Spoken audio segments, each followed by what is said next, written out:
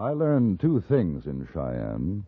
One, that Hucky Dummy is baking powder bread with raisins. The other, that love's labor is not always lost, even if you don't know how to use a gun.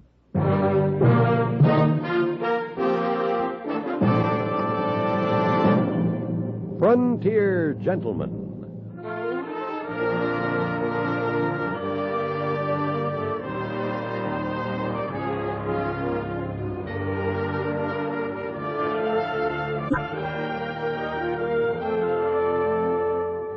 Herewith an Englishman's account of life and death in the West. As a reporter for the London Times, he writes his colorful and unusual stories. But as a man with a gun, he lives and becomes a part of the violent years in the new territories. Now, starring John Dehner, this is the story of J.B. Kendall, Frontier Gentleman.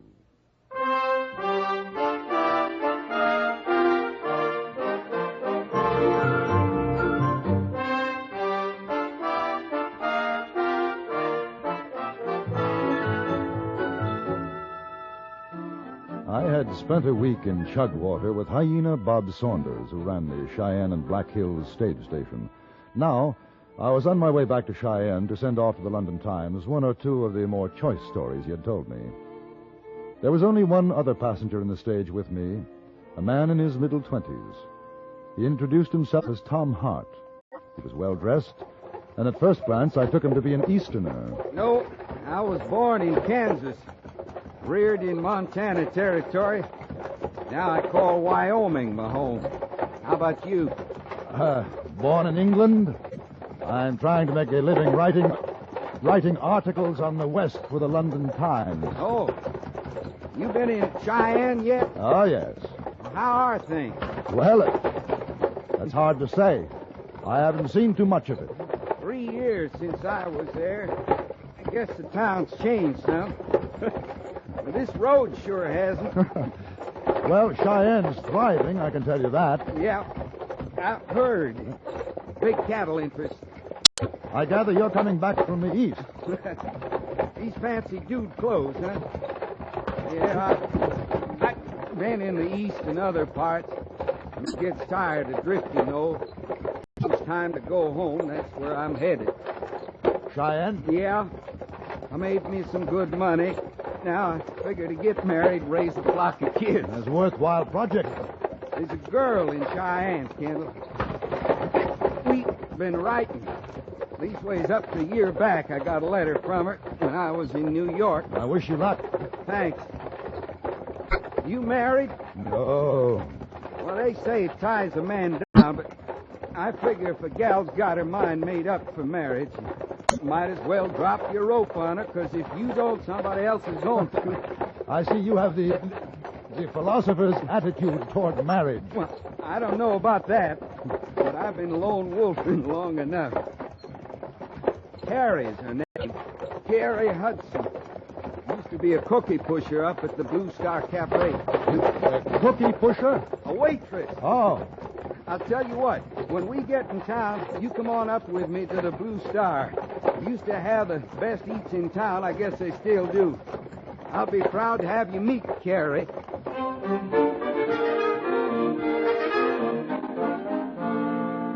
We spent the rest of the journey discussing matters of both consequence and triviality. Hart had received no formal education, but his travels had given him a certain sophistication, and the time passed pleasantly. When we arrived in Cheyenne, I tried to persuade him that his fiancée would be much happier to greet him alone, but Hart would have none of it.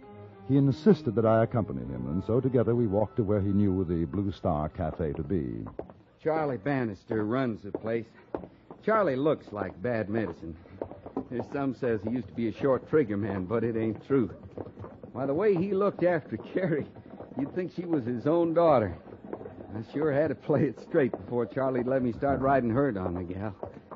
Say, listen, you hungry? A little. Well, you wait till you taste Charlie's Hucky Dummy.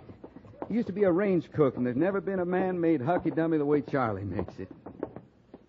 Now, hey, that's funny. Huh. Looks as though it's closed. No, it does for a fact. First time I ever knew the Blue Star closed.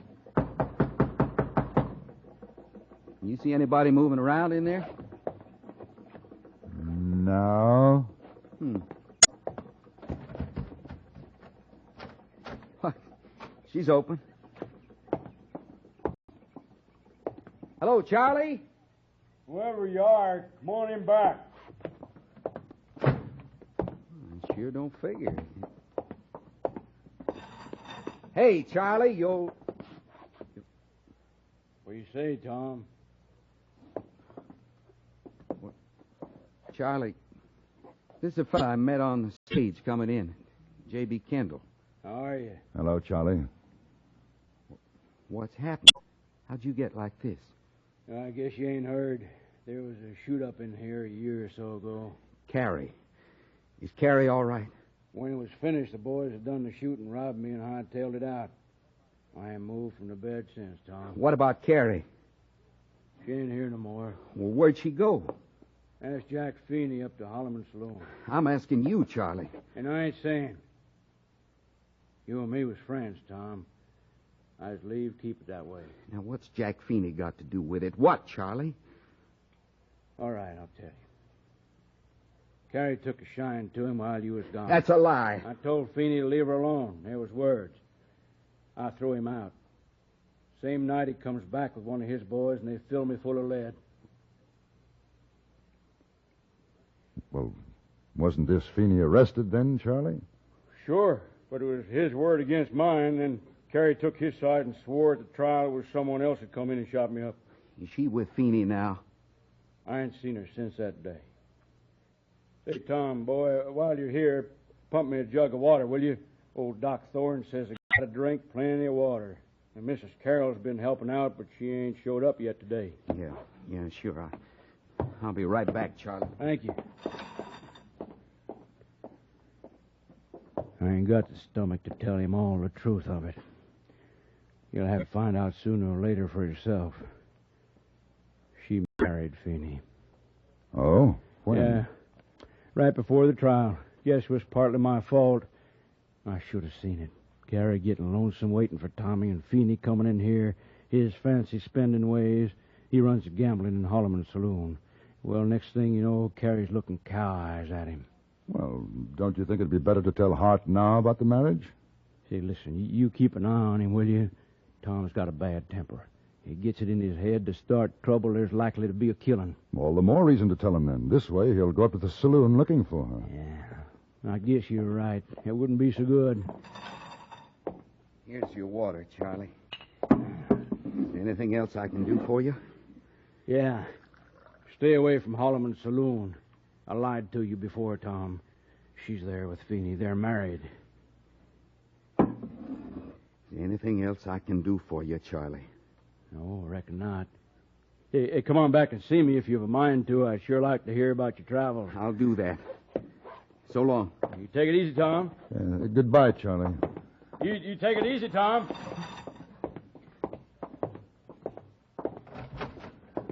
Well, I guess I'll be seeing you, Kendall. Where will you go, Tom? Not that it's any of your business, but I guess you ask out of kindness. I'm going up to Holloman Saloon and have me a few drinks. Oh, well, mind if I come along? No, I don't mind.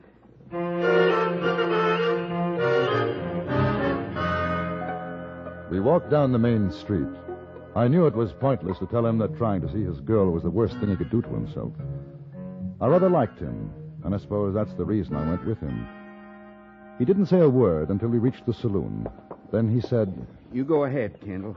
I'll meet you in there in a few minutes. I got an errand to do first. Oh, I'll come with you. I don't mind. I do. Just order me a bottle of whiskey. I'll see you inside. All right.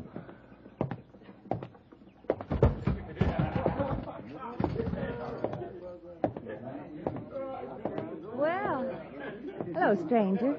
You're a little early, but what's your pleasure? Cards? A dance? As a matter of fact, I'm looking for Carrie.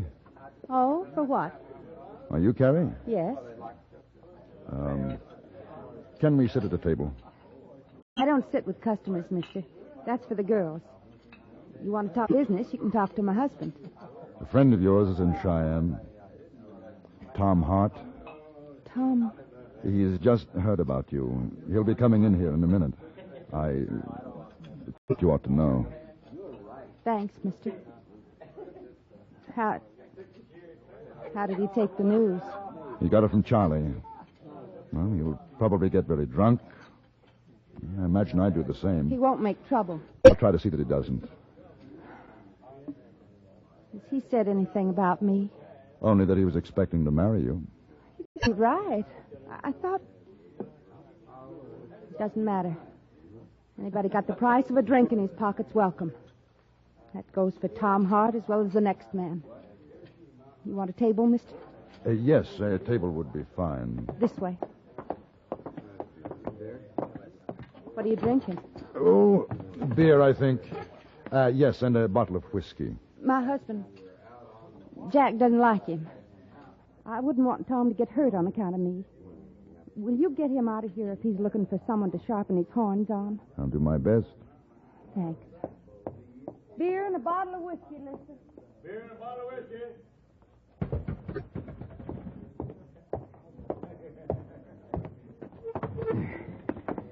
Well, where's the drinks? On their way, Tom.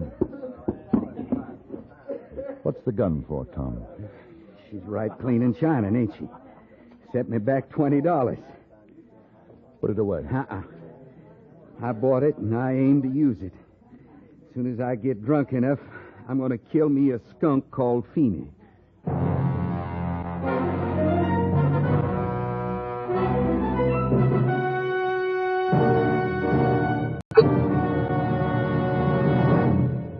In a moment, we return to Frontier Gentlemen.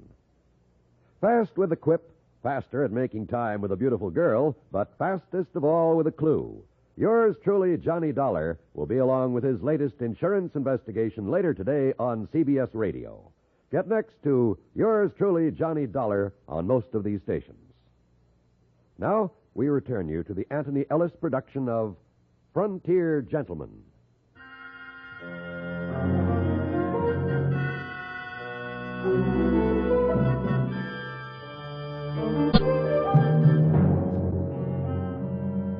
Tom Hart and I sat at a table in Holloman's saloon, and between us lay a brand new .44 revolver.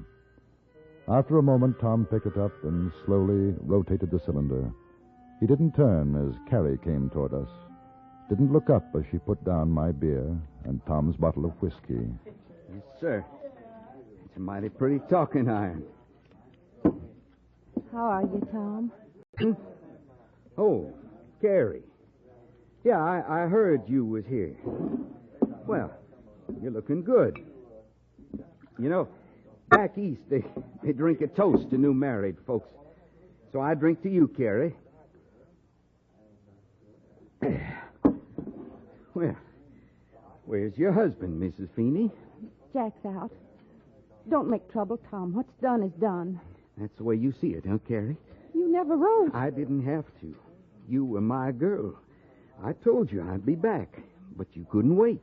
I waited 2 years. You was in such a hurry you had to get Feeney to put Charlie out of the way, too. That's not so, Tom. Charlie, he's lying in bed. He don't move anything but his arms anymore. Your husband did a right fine job. You ain't even been to see him since. That doesn't do much good, you know. She's not the same anymore. At first I thought she was, but she's not. She was a girl. A nice girl when I left. She got too much paint now. Looks like a honky-tonk woman. Finish your drink, we'll go. There's time. There's plenty of time. I want to have a talk with Jack Feeney. He shot up a friend of mine, you remember? You want to leave, it's all right, Kendall. You go ahead. I'll stay. You want a whiskey to chase down the ear? No, thank you. You know why I'm going to get drunk? I've got a rough idea. Yeah? How rough? Well, Tom, you know you really haven't got any right to start trouble with Feeney. What about Charlie?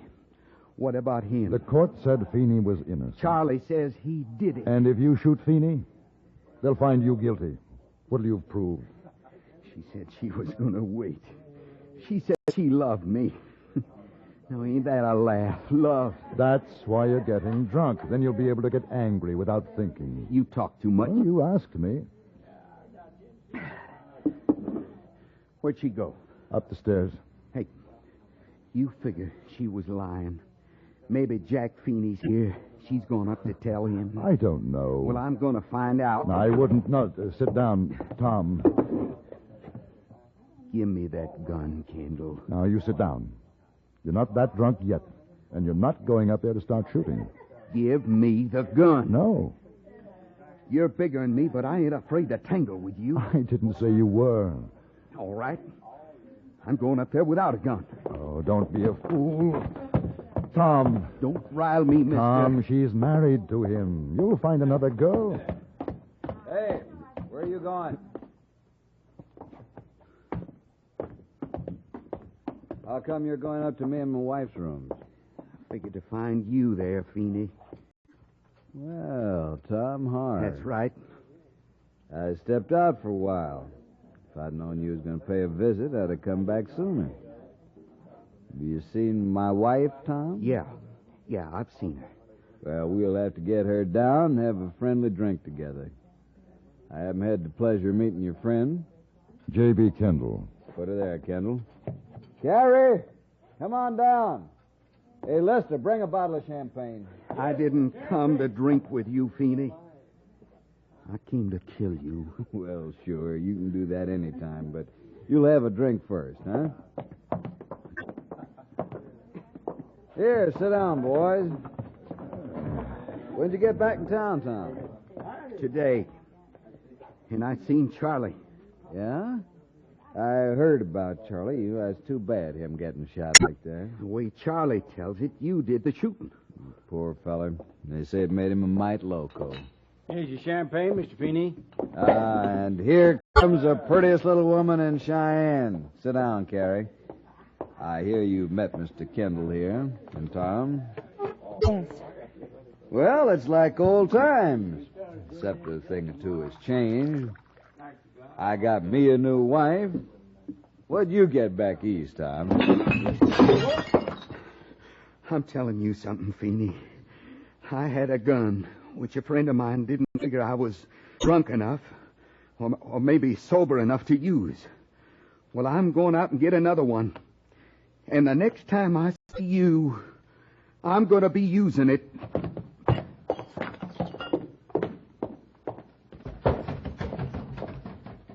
He sure is excitable, ain't he? You figure he's still galling over you, Carrie? What does it matter? What do you think, Kendall? I think that Tom Hart's in a mood for murder. Whether it's because of your wife or Charlie, I don't know. Jack didn't shoot Charlie, Mr. Kendall. I know he didn't because we were together that night. That's true. Must have been a couple of cowboys dropped in at Charlie's place or robbed him, gave him lead poison, but it wasn't me. Why does Charlie say it was? That was at the trial. He said it then, too. Of course, my lawyer, he showed where it was dark in Charlie's cafe, and Charlie couldn't rightly tell who was in there that night. Charlie figured it was me because we'd had words the same day. I think I'd better find Tom. Now, don't you go worrying, Kendall. You cool down. Besides, Tommy ain't no kind of a hand with a gun, and he knows it. If he comes looking for me, we'll take care of him. Which was exactly what I was afraid of. I spent the next hour going from one saloon to the next, looking for Tom. I couldn't find him. And so I went back to see the one person who I thought might be able to help. No, he ain't come back here. Took it bad, huh? Yes. Yeah, that's the trouble with that boy. Everything nice and easy with him. Never could figure what he was really thinking. But when he busted loose... Charlie, are you still positive it was Feeney who shot you? Sure am. Well, Carrie says he was with her that night. She's lying. Why would she lie? Well, don't ask me how come a woman does what she does. I think the one reason that Tom's going after Feeney now is a matter of pride. He doesn't want to back down. He'll use you as an excuse. I don't need any man to fight my war. Do you think there's a chance, even a remote one, that it was dark that night you were shot and perhaps you were mistaken about Feeney? Well, I guess there's a chance, but... Charlie, if I can find Tom, if he knows that, if you'll tell... Come outside. Carrie. Is he here? No. I had to come. I don't want him to get hurt. I wanted to talk with him. Ain't much for you to say, seems to me. I made a mistake. I'm not making another. It was Jack shot you, Charlie. I lied for him. He said if I didn't, either he or his boys would get you for good. He said he'd kill me, too. Then why'd you marry him? I had to. That doesn't matter now. We've got to find Tom. Jack sent 2 of his boys out looking for him. He wants to kill Tom. Why? I guess he knows. He's always known how I feel. And I'm going back to the saloon. You'd better stay here, Carrie.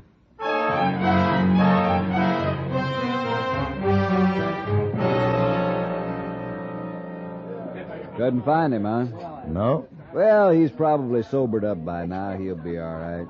Yeah, nice fella, Tom. Just a little too hot-headed for his own good, that's all. Well, I imagine when a man comes home and finds his girl married to another man, it can be a little upsetting. Sure. And then seeing a good friend of his lying paralyzed, shot by the man who married his girl, it's likely to make a chap unreasonable. Even though he's wrong, yeah, I see what you mean. Then if he finds out that the girl's husband forced her to lie, and if he finds out that the girl still loves him, he'd be in quite a state. Yeah, that wouldn't be so good, would it? Now, if I were the husband, I'd want to get rid of that fellow. Say, a fellow like Tom, because my life wouldn't be safe for 1 minute. I'd send some men out looking for him with orders to shoot on sight. You got any more ideas along that line? Well, if a man like Tom had a friend, the friend wouldn't want to see Tom bushwhacked, I think is the word. That friend is talking himself into mighty trouble. You think so? Then the friend would make another suggestion. Yeah. The husband is quite obviously a most unpleasant person. And the best thing he could do would be to give his wife a divorce so that she can live a decent life with Tom Hart. I'm back, Feeney. Yeah, I see you are, Tom. Kendall, get away from him. I'm giving him a chance to draw, which is more than he did for Charlie. You heard him, Kendall. It's a fair fight. I heard. Tom, look out! Behind you!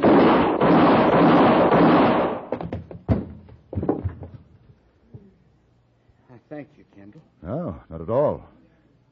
Those are 2 of Mr. Feeney's chums. They've been looking for you. Now, Feeney, you were saying something about a fair fight. Now, listen, Tom. Draw. I ain't fighting with you. You ain't got the guts of a lizard. Draw.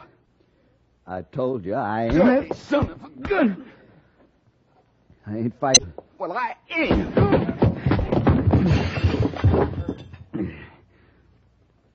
Oh, my. Sounded as though you broke your jaw, Tom. Yeah. Yeah, didn't it?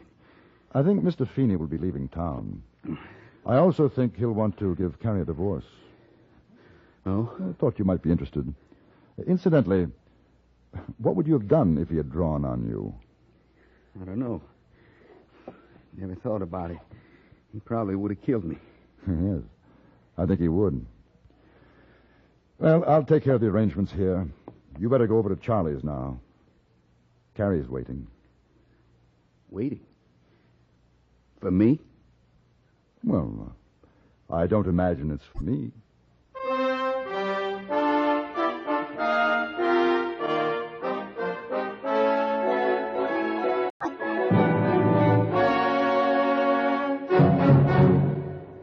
Frontier Gentleman was written, produced, and directed by Anthony Ellis and stars John Dehner as J.B. Kendall. Featured in the cast were Vic Perrin, Virginia Gregg, Jack Crucian, and Harry Bartell. Music was composed and conducted by Wilbur Hatch.